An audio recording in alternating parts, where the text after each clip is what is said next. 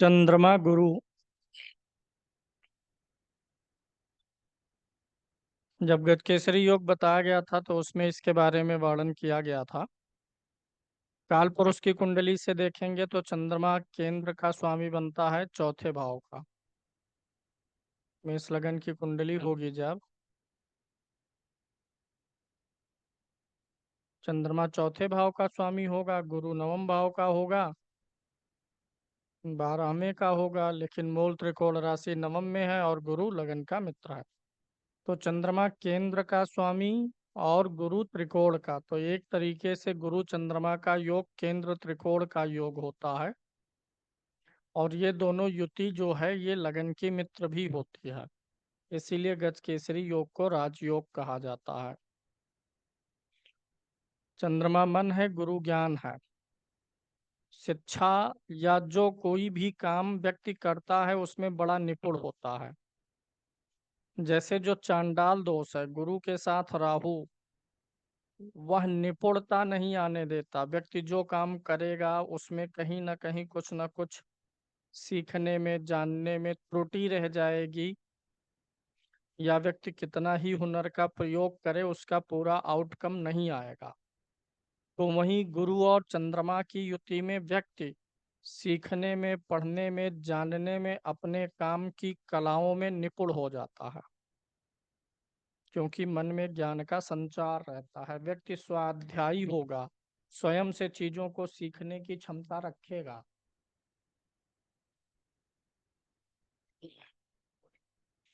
ऐसे लोग अध्ययन करने के लिए घर से दूर भी जा सकते हैं।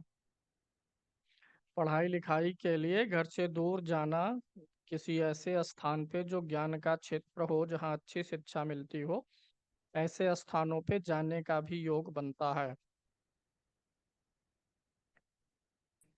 गुरु आगे आगे चले, चंद्रमा पीछे चले तो ज्यादा अच्छा है। गुरु ज्ञान है आगे रहे, चंद्रमा मन है उसके पीछे चले। तो इस गजकेसरी में भी गुरु का अंश अधिक होना ज्यादा अच्छा है। अगर चंद्रमा आगे चलेगा गुरु पीछे रहेगा तो भी अच्छा है, लेकिन अपेक्षाकृत गुरु ही आगे रहे तो ज्यादा अच्छा है। गुरु आगे रहेगा, ज्ञान आगे रहेगा तो मन को नियंत्रित रखेगा, गलत नहीं होने देगा। गलती करने के पहले ही व्यक्ति समझ जाएगा कि ये चीज गलत है। चंद्रमा आगे रहेगा तो कभी कभी गलती करने के बाद व्यक्ति से सीखता है। धर्म कर्म में आस्था होती है। चंद्रमा माता का कारक है तो माता से रिलेशनशिप अच्छा रहेगा।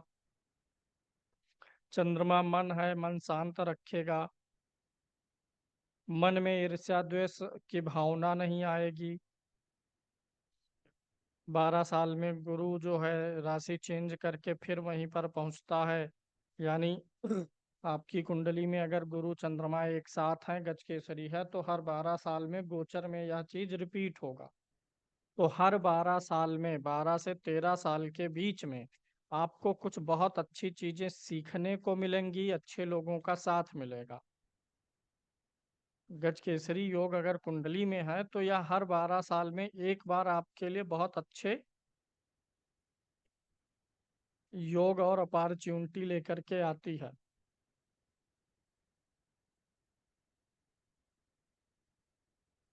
अच्छे लोग मिलेंगे, अच्छा ज्ञान सीखने का अवसर मिलेगा, यात्राएं होंगी। चंद्रमा यात्रा का कारक ग्रह भी है। गजकेसरी योग अच्छी यात्राएं भी करवाता है, ज्ञान के लिए, सीखने के लिए, लंबी और अच्छी यात्राएं करवाता है। गुरु बृहस्पति, गुरु एक बूढ़ा ग्रह है, बुजुर्ग है। तो गुरु चंद्रमा की युति में व्यक्ति अपने से बड़ों का, बुजुर्गों का सम्मान आदर भी करता है। घर में प्रेम होता है। ऐसे लोगों को पुत्री का सुख होने की संभावना अधिक रहती है। पुत्र भी होगा, ऐसा नहीं है पुत्र ना हो, लेकिन कन्या संतान हो यह ज्यादा संभावना है कि कन्या तो रहेगी ही रहेगी, पुत्र भी रह सकता है। गजकेसरी योग में कन्या संतान होती है तो कन्या संतान बहुत योग्य होती है, अच्छी होती है। हाँ, कफ और सर्दी वाली चीजें थोड़ा सा जातक को हो सकती हैं, क्योंकि चंद्रमा जल है और गुरु कफ है। तो ठंड से उत्पन्न होने वाले रोग या ठंडी में थोड़ा ज्यादा परेशानी यह देता है।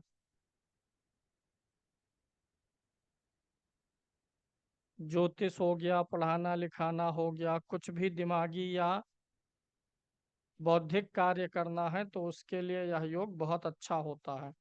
इस योग के कारण से जीवन में अगर धन की समस्याएं आती हैं तो यह योग व्यक्ति की मदद करके उसे धन की समस्याओं से निकालता भी है। कर्ज ले लिया तो यह योग कर्ज चुकवाएगा, डिफॉल्ट वगैरह नहीं होने देता है। अब अगर कोई भी योग हो, कोई भी दो ग्रह हो, अगर वो पीड़ित होते हैं तो वहां पे तो समस्याएं आती ही हैं। कितना भी अच्छा योग हो, लेकिन ग्रह पीड़ित हो जाएंगे तो दिक्कत आएगी। तो यहाँ पर भी अगर ये पीड़ित हो गए, मान लीजिए छठे आठवें बारहवें में बना, तो इसका अच्छा जो योग है, असर है, वो कम हो जाएगा। दोनों में से कोई एक नीच का हो गया तो असर और कम हो जाएगा। लगन के मित्र नहीं है तो असर और कम हो जाएगा। रहेगा अच्छा ही, लेकिन असर कम होता चला जाएगा। मतलब आपको खाना है 5 रोटी, तो अगर सब वेल प्लेस्ड है तो 5 की 5 मिलेगी। 6 8 12 में गया तो 5 में से एक कट के 4 मिलेगा। उसमें से कोई एक नीच का हुआ तो अब 3 हो गया। मिलेगा, कम मिलेगा। शुक्र और चंद्रमा की युति क्या देती है? शुक्र और चंद्रमा की युति स्त्री की कुंडली में हो तो थोड़ा पति पे शक करने वाला हो सकता है। चंद्रमा क्या है? मन है। गुरु ज्ञान था तो मन पे ज्ञान का हावी होना था। अब जब शुक्र रहेगा तो शुक्र क्या है? काम है, वासना है, प्रेम है, लग्जरी है। तो ये योग थोड़ा सा स्त्री की कुंडली में, स्त्री शंका करती है पति के ऊपर, शक की स्वभाव दे सकता है। जीवन में शुरू में कठिनाइयां, बाद में अच्छी सफलता। गुरु और चंद्रमा में क्या होता है? ज्ञानवाद पे जीवन आधारित रहता है, शुक्र और चंद्रमा में भोगवाद पे। भोग विलास लग्जरी इन सब के पीछे भाग दौड़ ज्यादा करता है मन।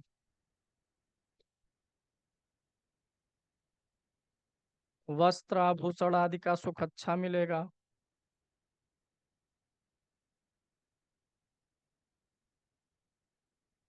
वस्त्र हो गया, आभूषण हो गया, इन सारे चीजों का सुख जीवन में अच्छा मिलेगा।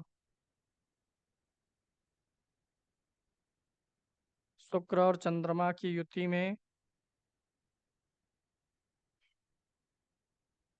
थोड़ा सा चंद्रमा मन है और शुक्र जो है प्रेम है।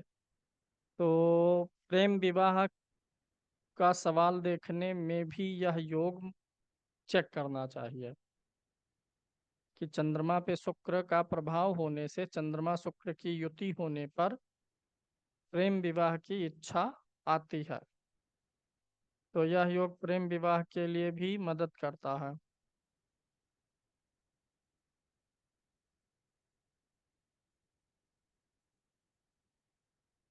शुक्र और चंद्रमा की युति में यह भी संभावना है कि जिस पुरुष की कुंडली में है, उस पुरुष की छोटी बहन या पुत्री जो है, वह प्रेम विवाह कर सकती है।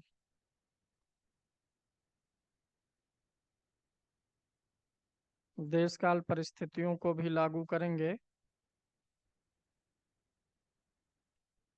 कुल मिलाकर के चंद्रमा शुक्र की युति मन पे भोग विलास लग्जरी विलासिता वासना ये सब चढ़ाएगा।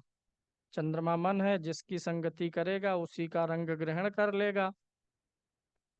अब इस चंद्रमा शुक्र की युति में एक बहुत महत्वपूर्ण चीज यह है कि शुक्र कैसा है।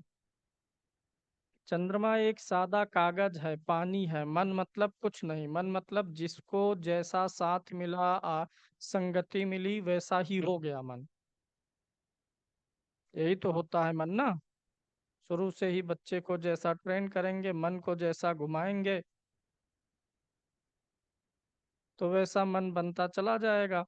अब अगर शुक्र बिगड़ा हुआ है तो चरित्र बिगड़ जाएगा चंद्रमा शुक्र की युति में, क्योंकि शुक्र हमारे चरित्र में ज्यादा भूमिका निभाता है, चाहे पुरुष हो चाहे स्त्री हो। आरती शुक्ला जी, अब अगर शुक्र बिगड़ा है तो बिगड़े हुए शुक्र का ही तो रंग चंद्रमा पे चढ़ेगा। शुक्र अच्छा है तो अच्छा रंग चढ़ेगा। तो इसलिए चंद्रमा शुक्र की युति में, शुक्र कैसा है, चंद्रमा के साथ किसी भी ग्रह की युति हो तो यह देखना जरूरी है चंद्रमा ने किस ग्रह का साथ और संगति किया है। जैसी संगति वैसी रंगति।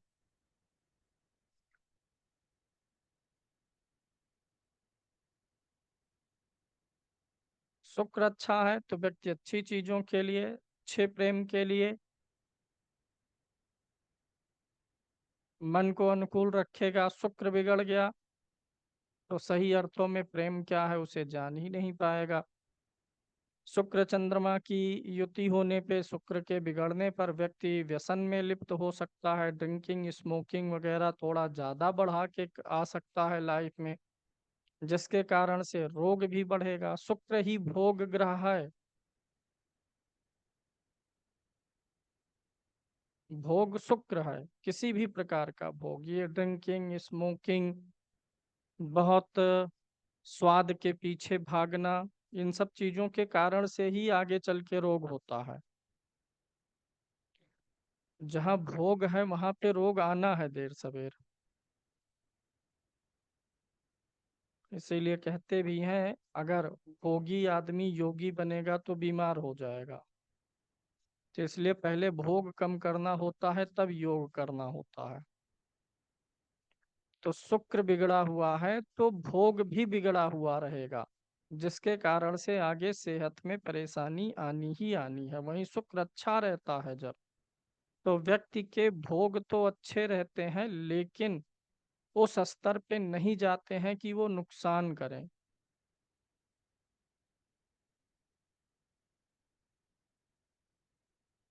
शुक्र गड़बड़ हो गया, मान लीजिए मीठा बहुत अधिक खा रहे हैं तो वहां दिक्कत आ जाएगा।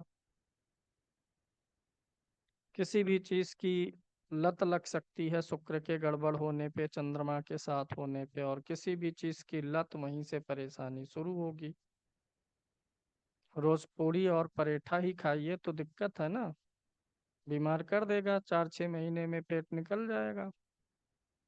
शुक्र अच्छा है तो इस चीज का सेंस बना रहेगा कि ये स्वाद लेने के लिए है, कभी कभी के लिए है, नहीं तो रोज फास्ट फूड खाएंगे जब तक बीमार नहीं हो जाएंगे। तो शुक्र चंद्रमा की युति में शुक्र अच्छा है तो ठीक है, अन्यथा व्यक्ति का चारित्रिक संदेह और भोग बिगड़े हुए रूप में जीवन में आएगा। चंद्रमा और शनि की युति। अब यहाँ पे चंद्रमा मन है किसका साथ पकड़ रहा है, शनि का। शनि दुख का कारक है, क्योंकि इसे वैराग्य उत्पन्न करने का, कर्मों का फल देने का अधिकार है। अच्छे कर्मों का फल फल जो जब मिलता है ना तो व्यक्ति उसे उतना ज्यादा नहीं गंभीरता से लेता, ना महसूस करता है। बुरे कर्मों के फल जब मिलते हैं तब इंसान ज्यादा बिलबिलाता है, रुदन करता है। जैसे समय अच्छा चल रहा है पंडिता जी, तो उसमें इंसान बहुत ज्यादा नहीं ख्याल करता ना, कि हाँ सब कुछ है, ठीक है, क्यों है, इसको कैसे बनाए रखें, कुछ अच्छे कर्म है तो बना है। खराब समय आने पे जल्दी इंसान टूटता, अच्छा आने पे ना उसे अच्छा अच्छा ही सब लगता है और वो समय और काल को भूल जाता है। शनि और चंद्रमा की युति जो है, ऐसे दो ग्रहों की युति है जो एक बड़ा फास्ट फॉरवर्ड है और एक बड़ा स्लो है। चंद्रमा तो फास्ट फॉरवर्ड है, बहुत तेजी से चलता है, राशि जल्दी जल्दी बदल लेगा। और शनि, चंद्रमा 2.25 दिन, शनि 2.5 साल। अब आकांक्षा जी, आपको किसी ऐसे आदमी के साथ चलना है जो बड़ा तेज चल रहा है या धीमे चल रहा और आप उसका अपोजिट है तो दिक्कत होगी ना। आप तेज चलने वाली हैं और आपके हस्बैंड धीरे चलने वाले हैं, तब क्या होगा? आप आगे निकलते जाएंगे और वो पीछे रहेंगे तो वहीं पर दिक्कत होगी, साथ छूटने का चांस बना रहता है ना। जब एक फास्ट फॉरवर्ड ग्रह रहेगा और एक स्लो मोशन वाला रहेगा ना, तो ऐसे व्यक्ति का जो जीवन साथी है उसके साथ मन का मिलान बहुत अच्छे से नहीं हो पाता। एक बड़ा तेज चलेगा, एक बड़ा धीरे। यहाँ पर चलने का मतलब पैर से चलना नहीं है, विचारों का, इमोशन का, जीवन में सुख दुख, इन सारी चीजों का मेल मिलाप, कर्म वगैरह जो है ये मेल नहीं खाते, एक स्लो एक फास्ट। अब चंद्रमा जो है मन का कारक ग्रह है, शनि दुख का है, तो मन पे दुख भी सवार रहेगा, यानी मानसिक रूप से प्रसन्नता का अनुभव ऐसे लोग कम ही कर पाते हैं। भौतिक चीजों में सुख ढूंढते हैं और जिन चीजों में सुख ढूंढते हैं उन्हीं चीजों से दुखी होते हैं। स्त्री की कुंडली में यह योग वैवाहिक जीवन को थोड़ा परेशान भी करता है। पुरुष की कुंडली में तो तनाव डिप्रेशन, स्त्री की कुंडली में वैवाहिक जीवन से जुड़ा हुआ तनाव और डिप्रेशन दे सकता है। स्त्रियों के लिए चंद्रमा बड़ा महत्वपूर्ण ग्रह है, क्योंकि पुरुष की अपेक्षा स्त्रियों का मन अधिक कोमल होता है।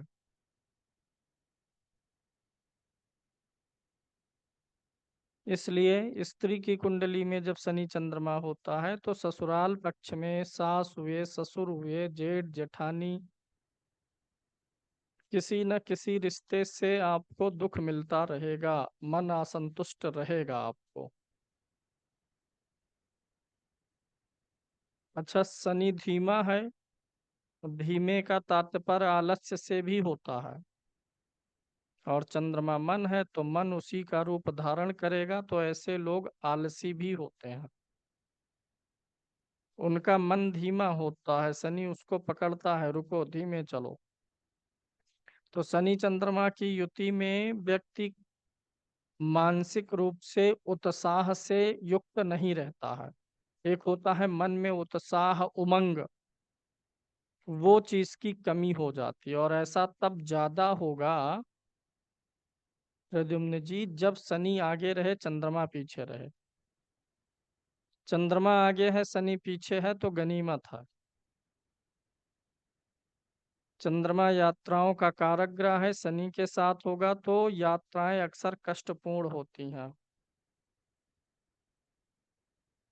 जीवन में किसी न किसी चीज को लेकर के बदनामी सहनी पड़ेगी एक आध बार।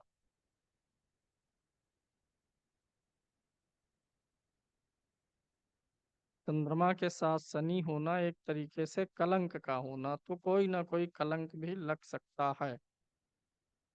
अब अगर इसके पॉजिटिव साइड को देखें तो शनि गूढ़ रहस्य है, छिपी हुई चीजें हैं, चंद्रमा उसके साथ है तो छिपी हुई चीजें, गूढ़ रहस्य, इन सारी चीजों का भी व्यक्ति को ज्ञान होता है। अगर व्यक्ति पीएचडी करना चाह रहा है, रिसर्च करना चाह रहा है, तो उन सारी चीजों में मदद करेगा ये। लेकिन मूल रूप से अगर भौतिक जीवन के लिए देखें तो यह युतियां जीवन में अप्रसन्नता अधिक देती है। जैसे कुछ लोग जब आप पढ़ेंगे तो हम जो आपको पढ़ाते हो सीधे सीधे प्रैक्टिकल कुंडली पे यथार्थ पे कि हाँ ये चीजें होती हैं तो ऐसा रिजल्ट मिल रहा है, लोग अनुभव करते हैं।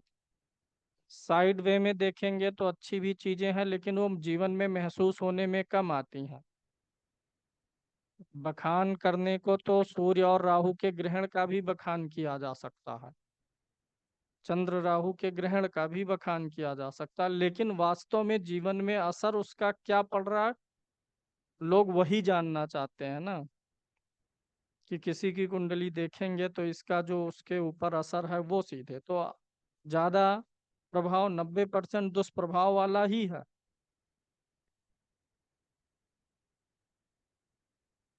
क्योंकि अगर कोई चीज गड़बड़ असर दे रही है तो व्यक्ति उससे पीड़ित रहेगा। अब शनि चंद्रमा का दुर्योग है और व्यक्ति पीड़ित है, मानसिक रूप से संतुष्ट नहीं है, असंतुष्टि हावी है, मन में उत्साह उमंग नहीं है, और उसे लेक्चर दिया जाए ये युति गूढ़ ज्ञान बताती है, ये वो बताती है, तो व्यक्ति क्या करे? अपना मेडिकल स्टोर छोड़ के चला जाएगा गूढ़ ज्ञान ढूंढने? प्रैक्टिकली जो असर है उन सारे चीजों को सीधे अप्लाई करना है जो शास्त्र में लिखा गया, जिसका ज्यादा दुष्प्रभाव है। हाँ, किसी एक योग का परिणाम खराब आ रहा है तो सिर्फ उसी को लेकर के नहीं बोलना है। कुंडली में अन्य ग्रह अच्छे होते हैं, तो जो कुंडली में दुर्योग है, बुरे योग है, जिनका नकारात्मक असर है ना, तो वो भी कम हो जाता है। मान लीजिए एक घर में 4-5 लोग हैं, एक आदमी एकदम बेकार बैठा है, कुछ नहीं कमा रहा है, वहीं परिवार में अन्य दूसरे लोग कुछ कमा रहे हैं, थोड़ा थोड़ा ला रहे हैं, तो जो दूसरे लोग थोड़ा थोड़ा ला रहे हैं उनके बल पे इसका भी तो चलेगा। भोजन वस्त्र जरूरतें चलती रहेंगी। भाई कमा रहे हैं, पिताजी कमा रहे हैं, कोई एक बैठा है। अब मान लीजिए सबके सब बैठे हैं, तब कलह मच जाएगा, भैया किसका कौन देखे, कोई अपना ही नहीं पूरा कर पा रहा। तो वैसे कुंडली में सारे ग्रहों को मिला करके देखना है। अगर एक दो चीजें गड़बड़ हैं और दो चार चीजें अच्छी हैं, तो अच्छा जो है वो कमी पूरा करता रहेगा। कभी नाराज हो गए, पत्नी से खाना नहीं खा रहे हैं कि आज हम नाराज हैं तो अब हम कैसे खाएं, पहले बोल दिए नहीं खाएंगे, अब पछता रहे हैं कि अब मना लेती तो खा लेते। वो भी नहीं मनाने वाली है, तो चलिए माता जी हैं वो आई, कह दी एक बार तो चले गए, और फिर बाद में कह दिए खाते ना, आज मम्मी कह दी तब खा ले रहे हैं। तो एक बिगड़ा एक सही रहा, कहीं से कुछ हो गया। तो ऐसे ही कुंडली में भी है, अगर एक अच्छी चीज है, दो चार खराब चीजें हैं, तो खराब का ही अनुभव ज्यादा मिलेगा। एक दो खराब है, उससे ज्यादा चीजें अच्छी हैं, तो खराब होने के बावजूद भी अंततः परिणाम अच्छा मिल जाएगा। तो ये चीज देखना जरूरी है। चंद्रमा के साथ में शनि है। चंद्रमा क्या है? माता है। और शनि रोग का भी कारक होता है, छठे आठवें और द्वादश तीनों का कारक बन जाता है, तो माता को बीमार भी रखता है। आपके मन को आलसी बनाएगा, माता को बीमार करेगा, क्योंकि चंद्रमा मातृकारक है और शनि रोग और व्याधि कारक है।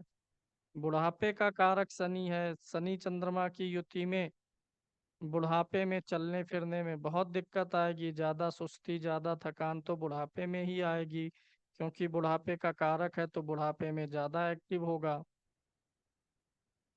शनि चंद्रमा की युति को विष दोष बोला जाता है। विष मतलब चंद्रमा क्या है? जल है। शनि जो है दुख है, वैराग्य है। तो जल में वैराग्य और दुख जब शामिल होता है तो भौतिक जीवन के लिए गड़बड़। हाँ, यह युति कोई साधु है, संत है, आत्मज्ञान के लिए लालायित है, आध्यात्मिक क्षेत्र में है, तो चाहे सूर्य शनि की युति हो चाहे चंद्रमा शनि की युति हो, वहाँ वरदान है। मान लीजिए किसी मठाधीश किसी साधु संत की कुंडली में ये योग है, तो वो जो चाहते हैं वही मिलेगा, क्योंकि साधु संत बैरागी क्या चाहते हैं कि मोह माया से दूर रहें, सांसारिक चीजों में नहीं उलझना चाहते। तो ये योग सांसारिक चीजों से दुख ही देता है, तो ये उससे ऑलरेडी दूर रहते हैं और चाहते हैं दूर रहें, तो उनकी कुंडली में अच्छा है। अब जैसे कोई स्वामी विवेकानंद जी जैसा पुरुष है तो उनके लिए अच्छा है। जो भौतिक चीजों में सुख ढूंढते हैं उनके लिए ये गड़बड़ है। जो लोग भौतिकता से परे हैं उनके लिए ठीक है। स्त्रियों में ज्यादा बुरा, क्योंकि स्त्रियों का मन ज्यादा कोमल होता है। स्त्रियों की कोई चापलूसी प्रशंसा कर दे, बस देखिए भावनाएं उनकी बह जाती हैं। इसीलिए तो हम पति लोग कामयाब रहते हैं। बात बिगड़ी तो प्रशंसा के दो चार बम फेंक दिए, सारा मामला हल हो गया। जिनका शादी विवाह नहीं हुआ है वो लोग सीख लें भैया। कभी भी बात बिगड़े, कितनी भी बिगड़े ना, बस भावनाओं से ही आप जीत सकते हैं स्त्री से। कितना भी आप तर्क वितर्क कर लेंगे, ज्ञान की बात कर लेंगे, डरवाइए धमकाइए, कोई असर नहीं है। स्त्री को किसी चीज से असर नहीं पड़ता, आप उसे फांसी लगा दीजिए। प्रेम से बोल लीजिए, उसकी भावनाओं को पकड़ लीजिए। कितनी भी बड़ी गलती किए हैं सब भूल जाएंगी, 5 मिनट लगेगा। तो ये चंद्रमा जो है शनि के साथ स्त्रियों की भावनाओं को थोड़ा ज्यादा कोमल करके बिगाड़ने काम करता है। तो ऐसी स्त्रियों का विशेष ख्याल रखा जाना चाहिए, उनकी भावनाओं, क्योंकि वो बातों को दिल पे ज्यादा जल्दी ले लेती हैं, बुरा उनको जल्दी लगता है। चंद्रमा राहु की युति में क्या होगा? चंद्रमा हमारा मन है और मस्तिष्क है, विचार है, स्मरण शक्ति है, सोचने की क्षमता है, हमारी कल्पनाशीलता है, क्रिएटिविटी है, और राहु ग्रहण है। तो चाहे सूर्य के साथ राहु हो, चाहे चंद्रमा के साथ राहु ग्रहण लगाता है। या तो भाई पूरा उजाला हो तब ठीक है, या पूरा अंधेरा हो। पूरा अंधेरा रहेगा तो क्या करेंगे रचना जी? निर्भीक होके जाएंगे, अंधेरा है कुछ दिख ही नहीं रहा है, राम भरोसे जाएंगे। उजाला है तो दिख रहा है तब जाएंगे, थोड़ा दिखेगा थोड़ा नहीं दिखेगा तब मन में शंका होगा। कहीं कुछ रास्ते में दिखा तब उसको पहचानना पड़ेगा कि ये रस्सी है कि सांप है। जब धुंधला रहेगा तभी तो पहचान में नहीं आएगा। उजाला है तो दिख जाएगा कि हाँ रस्सी है, ये सांप नहीं है, सांप है कि रस्सी है। अंधेरा रहेगा तो कुछ दिखना ही नहीं है, जाएंगे जो होगा होगा। तो ये ग्रहण जो होता है ना, वही धुंधला वाला योग है, मन में सस्पिशन पैदा करता है, संदेह पैदा करता है। सफल होंगे कि नहीं होंगे, काम व्यक्ति शुरू करेगा, मन में शंका आएगी पहले। एक बार लगेगा कि ठीक है सफल होंगे, ये लाभ होगा, सब लोग कर रहे हैं। फिर दूसरी बार लगेगा सब लोग कर रहे हैं तो सब लोग पहले से कस्टमर लेके बैठे हैं, हमको कहाँ से कस्टमर मिलेगा। एक बार पॉजिटिव एक बार निगेटिव, दोनों प्रकार के थॉट्स के बीच में यह उलझा के रखता है। पॉजिटिव और निगेटिव के बीच में ऐसे लोग उलझे से रहते हैं। यानी यह योग थोड़ा सा मानसिक रूप से परेशानी पैदा करता है, डबल माइंडेड करना जिसको बोलते हैं, सीधे लिख लीजिए। व्यक्ति डबल माइंडेड रहेगा, डाउटफुल रहेगा।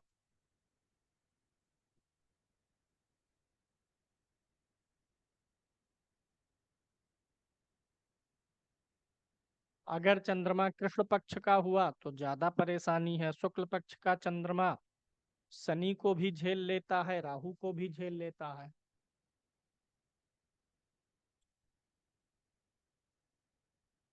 लेकिन अगर वो कृष्ण पक्ष का होता है तो ज्यादा परेशानी है। लग्न कुंडली और चलित कुंडली दोनों में ही शनि चंद्रमा शनि राहु साथ हो तो डिप्रेशन तो तगड़ा बनता है, नींद तो उड़ेगी ही उड़ेगी। एक में बना, एक में भंग हो गया तो गनीमत है। थोड़ा योगा दवा प्रैक्टिस से सही होते रहेंगे। लेकिन दोनों कुंडलियों में है, लग्न में भी है चलित में भी है, तो उसमें ज्यादा परेशानी आ जाती है। तो ये डबल माइंडेड करेगा, पॉजिटिव निगेटिव दोनों थॉट्स के बीच में उलझा के रखेगा। आपके जन्म के समय माता को भी तकलीफ देगा, क्योंकि जब आप जन्म ले रहे हैं तभी तो ये बना होगा कुंडली में। उसी जन्म के समय ही चंद्रमा माता है, राहु साथ में है, तो माता को पीड़ित करेगा। भूलने की बीमारी भी आएगी, फोबिया हो जाएगा। जैसे गाड़ी लॉक किए, 2 कदम जाएंगे तो फिर मन में आएगा लॉक किए कि नहीं किए। पर्स में रखे रहेंगे चाबी और थोड़ी देर ढूंढेंगे कहाँ है चाबी। तो फोबिया से जुड़ी हुई समस्याएं भी देती है। और जन्म के कुछ वर्षों तक ऐसे लोग बीमार भी रहेंगे। निमोनिया वगैरह होने का खतरा ज्यादा रहता है ऐसे बच्चों में, क्योंकि चंद्रमा बालपन का ग्रह है। चंद्रमा और राहु की युति में आप जहाँ रह रहे हैं, जो आपका पैतृक निवास है, आपके पूर्वज किसी दूसरे स्थान से आके बसे होंगे इस स्थान पे, इसकी संभावना अधिक रहती है। राहु जो है पूर्वज दादा परदादा का कारक भी है। तो दादा परदादा ये लोग किसी दूर स्थान से आके इस स्थान पे बसे हों जहां आपका जन्म हुआ, इस बात की संभावना रहती है। चंद्रमा क्या है? मन है। राहु क्या है? ढोंग है, पाखंड है। कुछ वास्तविक ग्रह नहीं है, सिर्फ दिखावटी ग्रह है, परछाई है। तो ऐसे व्यक्ति ढोंग पाखंड भी करते हैं, दिखावटीपन में रहेंगे। जो उनकी वास्तविक स्थिति है उससे उलट संसार को दिखाएंगे।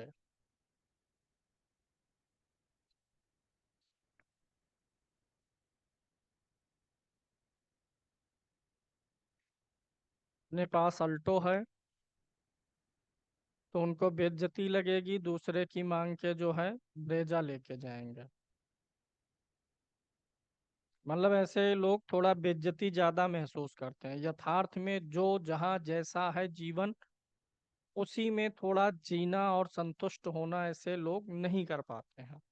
तो कुछ ना कुछ किसी ना किसी प्रकार से जीवन में पाखंड, ढोंग, दिखावटीपन, ये सब चीजें आ सकती हैं। अगर सूर्य चंद्रमा दोनों पीड़ित हो रहे हैं, राहु केतु से लगन भी पीड़ित है, तो जादू टोना भूत प्रेत आदि का किया कराया व्यक्ति के ऊपर जल्दी असर करता है। देखिए, आपके ऊपर कोई टोना टोटका करेगा तो उसका असर कहाँ होगा? विजय प्रकाश जी, विजय कुमार पाठक जी, कहाँ होगा असर? अगर कोई आपके ऊपर तंत्र मंत्र टोना टोटका करे तो उसका असर कहाँ होगा? 3 जगह पर होता है। ये पूरा हम किस चीज से बने हैं? शरीर से, मन से और आत्मा से। यही 3 चीज तो हम हैं। इसमें से एक चीज साथ छोड़ती है तो फिर तीनों बारी बारी से खत्म हो जाती है। आत्मा है तो मन है। भाई जब आत्मा हम सजीव हैं तभी तो सोच विचार पा रहे हैं।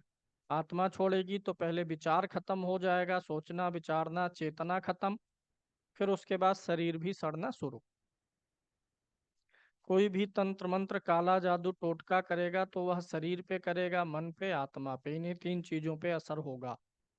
तो अगर किसी व्यक्ति का लग्न सूर्य और चंद्र राहु केतु और शनि के इन्फ्लुएंस में आते हैं, तो ऐसे व्यक्ति के ऊपर किया कराया टोटका टोना ये सब जल्दी असर कर जाता है। किसी का सूर्य बलवान हो, चंद्रमा बलवान हो, राहु केतु शनि के इन्फ्लुएंस से बाहर हो, आप उसके ऊपर टोना टोटका करिए, नहीं लगेगा, असर ही नहीं होगा, क्योंकि उसके ग्रह जो है ऑलरेडी बलवान है, कवच बन के वही बैठे हैं।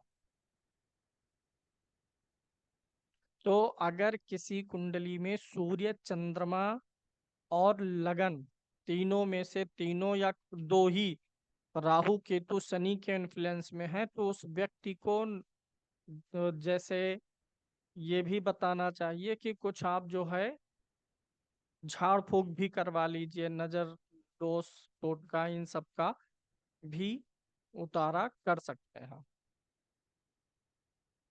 ये सब भी करना चाहिए। जैसे अगर कोई व्यक्ति उनको कह दे, देख लिया, उसके मन में आया ये व्यक्ति बड़ा हैंडसम लग रहा है, सुंदर है, कि बहुत कमा रहा है, बहुत खा रहा है, बहुत प्रसन्न है, तो उसको नजर लग जाएगी।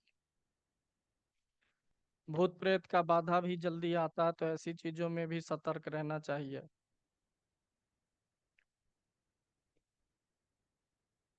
तो ये शनि और ये राहु और चंद्रमा का योग अच्छा नहीं है। राहु अगर चंद्रमा, राहु उल्टा चलता है, राहु अगर चंद्रमा से आगे है डिग्री में तो ज्यादा तकलीफ है, अगर डिग्री से पार कर गया है तो थोड़ा अच्छा हो गया है। यही फल केतु के साथ भी है, सेम फल रहेगा, इसमें थोड़ा एक अलग फल है।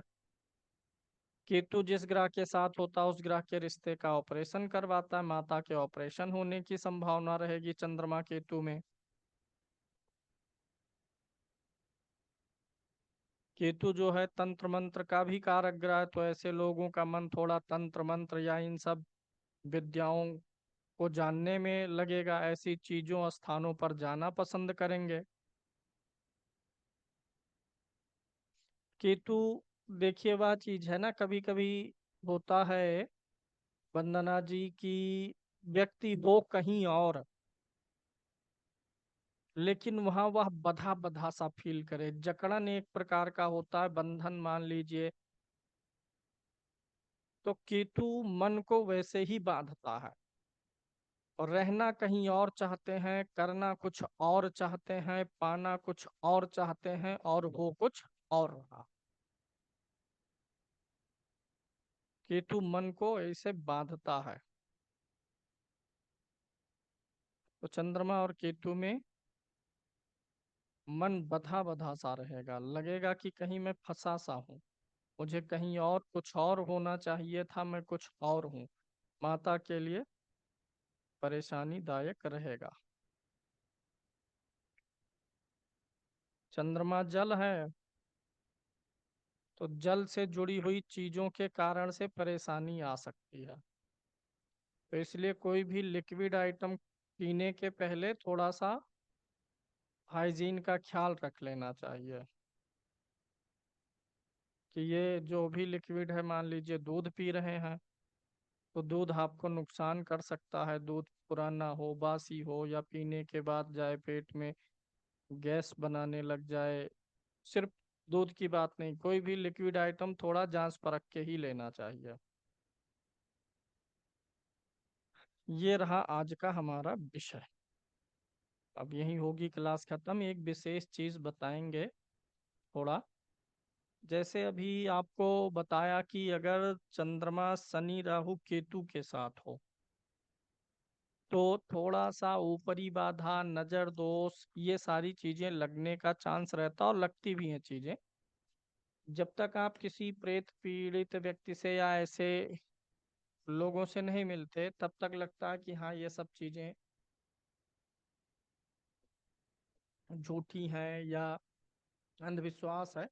लेकिन जब ऐसे लोग मिल जाते हैं और पता चलता कि झाड़ फूक के बाद सही हो गया, तब लग जाता कि हाँ कुछ है। अब उसको भूत प्रेत मानिए चाहे मानसिक रोग मानिए। किसी व्यक्ति के चंद्रमा पे राहु का असर शनि केतु का है, और उसका नजर हो गया या छोटी मोटी ऊपरी हवा बाधा है, उसको दूर करने के लिए एक चीज आजमा सकते हैं। जो लोग इसमें, तो कुछ लोग पंडिताई पेशे से जुड़े हुए हैं, प्रोफेशन है, तो जानना जरूरी है उनके लिए। कर क्या सकते हैं, लिख लीजिएगा। 2 पानी वाला नारियल चाहिए, पानी वाला नारियल रहेगा जो ऊपर जूट लगा होता है। एक वैसे ही रखेंगे, और एक का ऊपर वाला जूट जो रेशा होता है उसको हटा देंगे। 2 पानी वाला नारियल चाहिए, एक रेशा जो है वो लगा रहे और एक रेशा हटा देना है। और 11 नींबू चाहिए, सिंदूर चाहिए,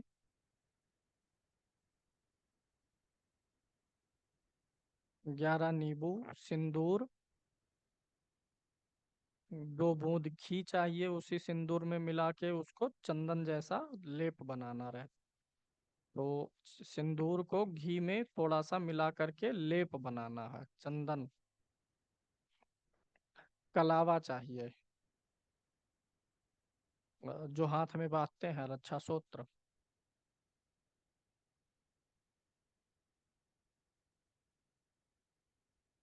और पान चाहिए, बनाया हुआ पान, लौंग इलायची सब डाल वाल करके, तंबाकू सहित, तंबाकू वाला पान। एक स्टील की कटोरी चाहिए, छोटी सी, और उसमें तेल आ जाए इतना तेल चाहिए, सरसों का या तिल का।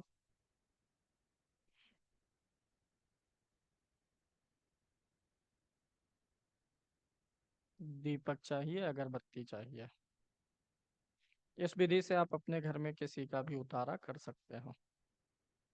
सबसे पहले स्नान वगैरह करके, यह विधि शाम को की जाए तो ज्यादा अच्छा है, क्योंकि शनि राहु केतु शाम के ग्रह हैं, अंधेरे के ग्रह हैं। तो स्नान वगैरह करके पूजन कक्ष में बैठिए, दीपक जला दीजिए, अगरबत्ती जला दीजिए, ये दो चीज कर दीजिए पहले से। और जो दो नारियल हैं, एक का जो रेशा उतार लिया गया है, अंदर वाला कठोर ही सिर्फ है, और एक रेशा सहित है, जो सिंदूर और घी को मिक्स करके बनाए हैं लेप, 7 बार उसी से बिंदी रखना है, टीका लगाना है दोनों नारियल पे, 7 बिंदी। जो नींबू है 11, उस पे 7 बिंदी।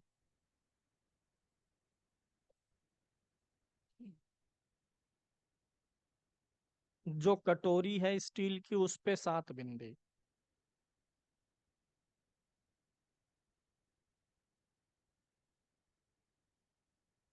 सबसे पहले इसमें धूप दीप कर दिए। अब जो कटोरी है उसमें तेल भर लेना है, और वह व्यक्ति अपना चेहरा उसी में झांके, तेल में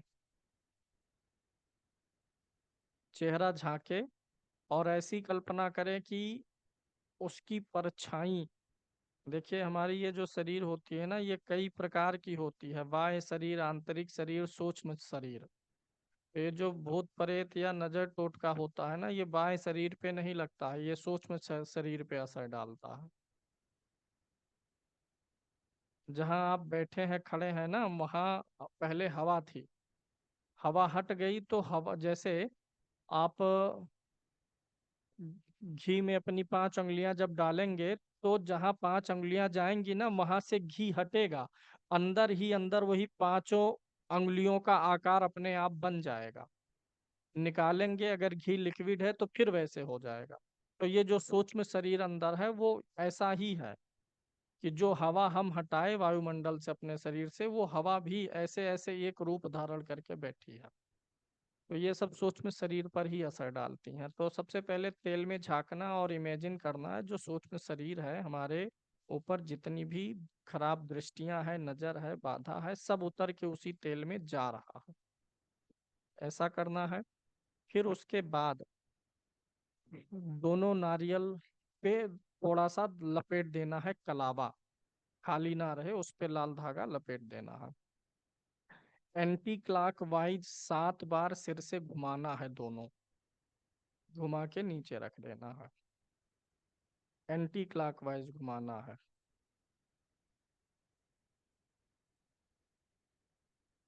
यानी बाएं हाथ की तरफ से शुरू करके घुमाएंगे, 7 बार, 11 बार, जितनी बार घुमा दें, विषम संख्या में घुमाना है।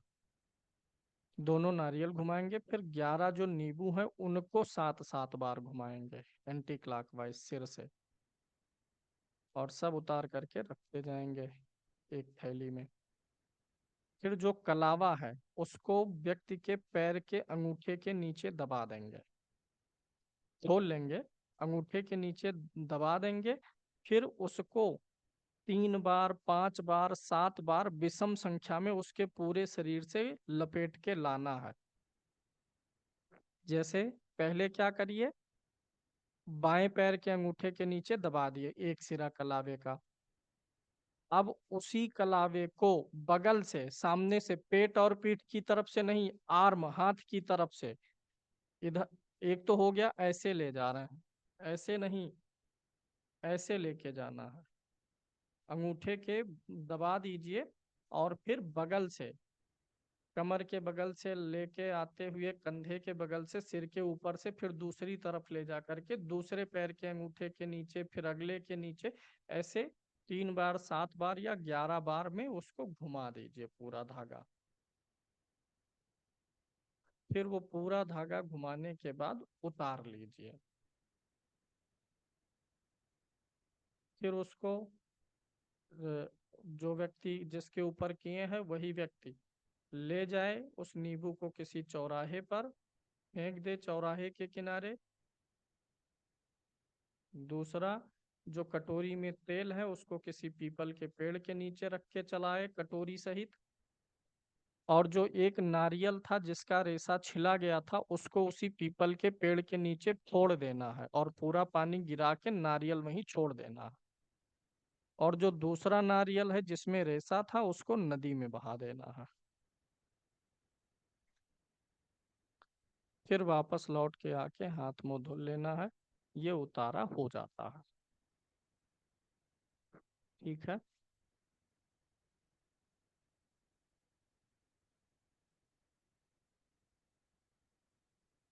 छोटी मोटी दिक्कतें हैं, नजर टोना टोटका, छोटा मोटा भूत प्रेत है तो चला जाएगा।